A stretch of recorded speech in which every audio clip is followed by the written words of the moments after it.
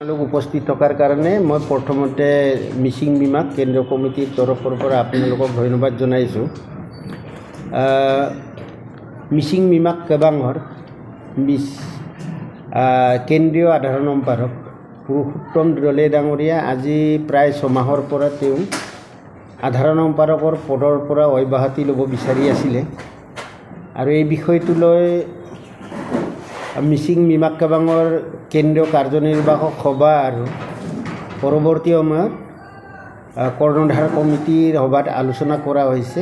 আলোচনা কৰি শেষত তেওঁক অব্যাহতি দিয়াৰ কাৰণে আমি সিদ্ধান্ত গ্ৰহণ কৰিলোঁ আৰু আজি তেওঁ পদত্যাগ পত্ৰ আমালৈ প্ৰেৰণ কৰিছে আৰু তেওঁক সাধাৰণ সম্পাদক পদৰ পৰা আমি আজি অব্যাহতি দিছোঁ। লগতে প্ৰাথমিক সদস্য পদৰ পৰাও তেওঁক আমি অব্যাহতি দিছোঁ। আজি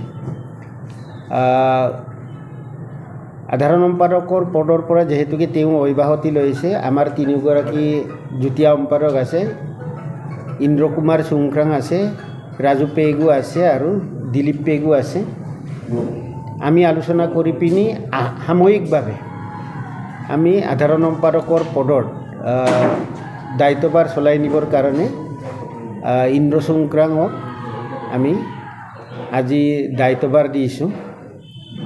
তো পৰৱৰ্তী সময়ত আমাৰ যেতিয়া কাৰ্যনিৰ্বাহক হ'ব তেতিয়া পূৰ্ণাংগ দায়িত্ব যিকোনো এগৰাকীক আমি যুটীয়া সম্পাদকৰ পৰা দিম।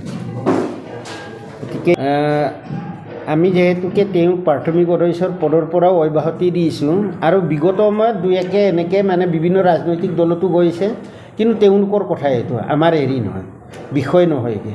যেহেতুকে আমাৰ সদস্য পদৰ পৰা মানে প্ৰাথমিক সদস্য পদৰ পৰা তেওঁ অব্যাহতি লৈছে, আমি দিছোঁ। গতিকে তেওঁ ভৱিষ্যতে কি কৰে তেওঁৰ কথা, কাইলৈ কিবা আঞ্চলিক বা ৰাষ্ট্ৰীয় ৰাজনীতিৰ কিবা যদি অংশগ্ৰহণ কৰে আমাৰ ক'বলগীয়া নাই, আমাৰ সাংবিধানিক বিধি ব্যৱস্থাৰ বাহিৰত এইটো।